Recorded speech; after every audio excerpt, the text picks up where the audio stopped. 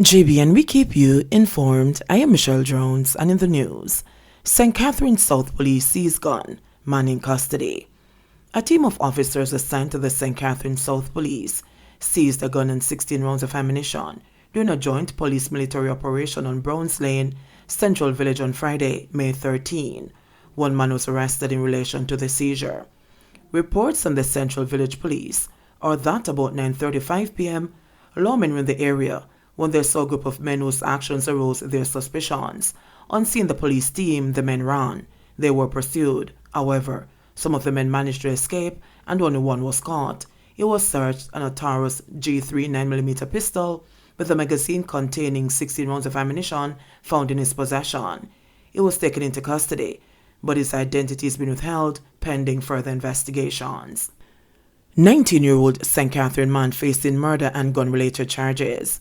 Detectives assigned to the Spanish Town Criminal Investigations Branch, CIB, arrested and charged a man in connection with the murder of 52-year-old Andrea Mitchell Young of Mansfield Avenue, Homestead in St. Catherine, and the injuring of two men at their home on Monday, April 11.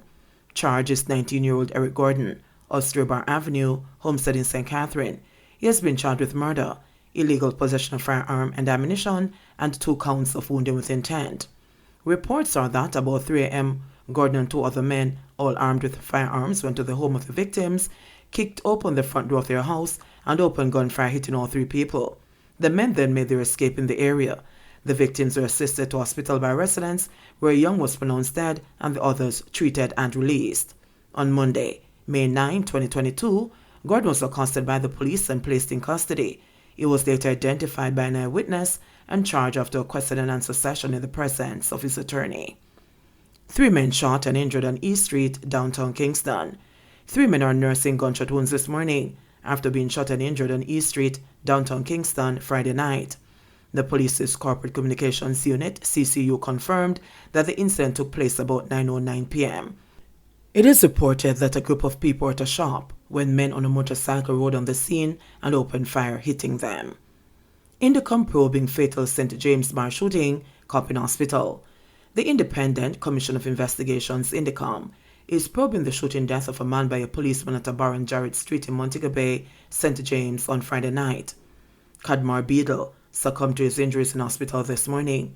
The policeman remains in hospital. This morning, upset residents of Hart Street protested the fatal shooting. According to Indicom, the police reported that the off-duty policeman and another patron at the bar were involved in an altercation. It is alleged that Beadle used a knife to inflict a wound to the abdomen of the cop who pulled his service pistol and shot him.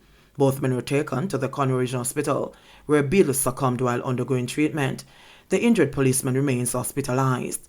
The cop's service weapon was recovered, processed, and sealed by Indicom for submission to the government forensic lab. The knife, allegedly used during the altercation, was not recovered during the processing of the scene, said Indicom.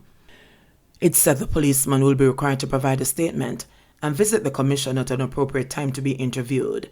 Persons are also encouraged to send any photo or video of the incident to Indicom via WhatsApp at 876-553-5555. Brother murdered hours after sister's killing in Linstead.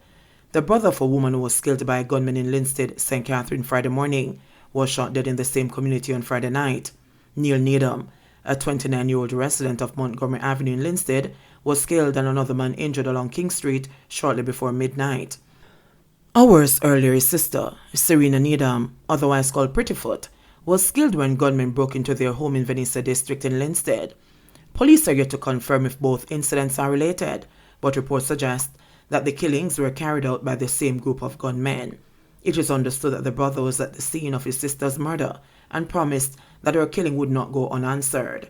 It is further understood that the brother was called by the gunmen and warned that he would be next. The gunmen apparently carried out their threat about 11:37 last night, while Needham and another man were sitting in a motor car along the mentioned roadway. Police said they were pounced upon by a gunman who opened gunfire at them.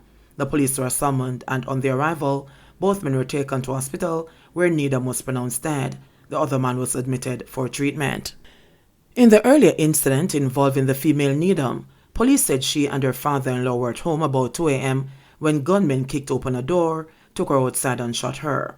The gunmen then made off with 2 television sets. Government acquiring properties to regularize over 120 households. The Ministry of Economic Growth and Job Creation is moving to regularize settlements occupied by more than 120 households in Kingston and St. Andrew and St. James. Minister without portfolio in the Ministry of Economic Growth and Job Creation with responsibility for works, Everett Warmington, said that the Land Administration Management Branch will be taking steps to acquire 6 properties in the Kingston 6 area, which will be declared under the Local Improvements Community Amendments Act. The properties are 2, 4, 6, 8, 8B, and 10 Sandy Park Road. In addition, 12 upgraded properties in Stanville, Kingston 6, will be acquired to regularize more than 300 households. This is in addition to 7 properties in Bottom Pen, Montego Bay, which were partially upgraded to regularize more than 500 households. Warmington was making his contribution to the 2022-23 sectoral debate in the House of Representatives on May 11.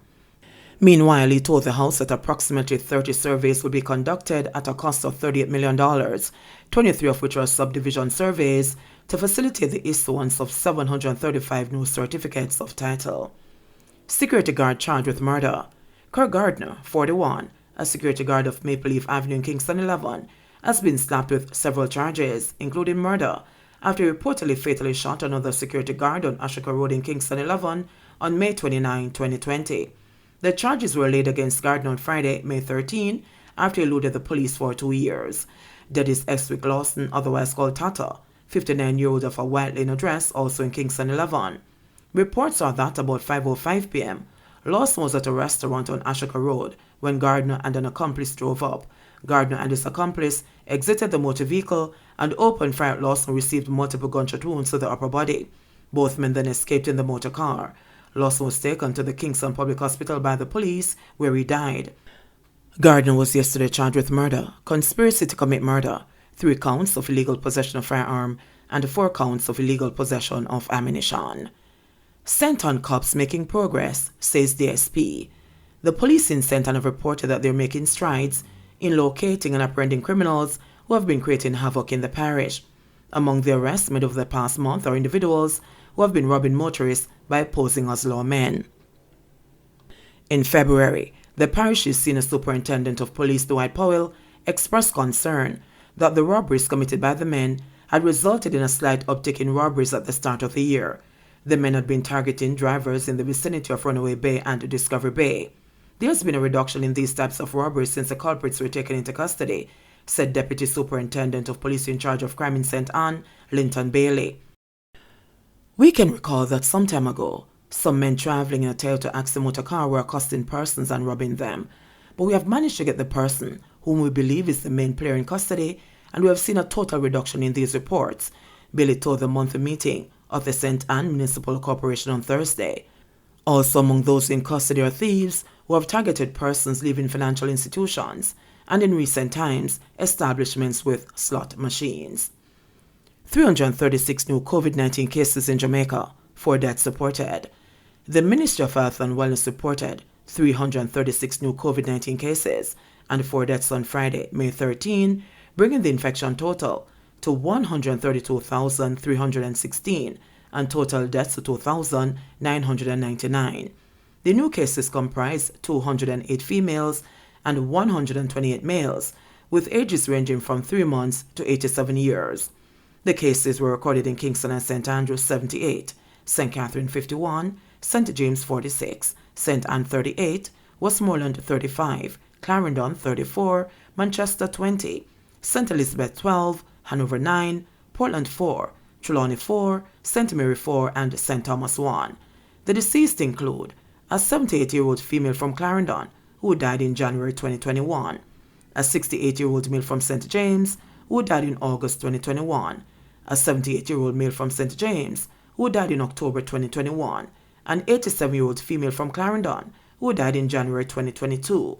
There were 117 recoveries in the last 24 hours, bringing the total to 85,000. Currently, 67 people are hospitalized, 12 of whom are moderately ill, 5 severely ill, and 2 critically ill. Jamaica's positivity rate for the latest round of testing is 30.3%. JBN, we keep you informed. Please remember to subscribe, like, share, leave us a comment, and click the notification bell to receive our daily news items.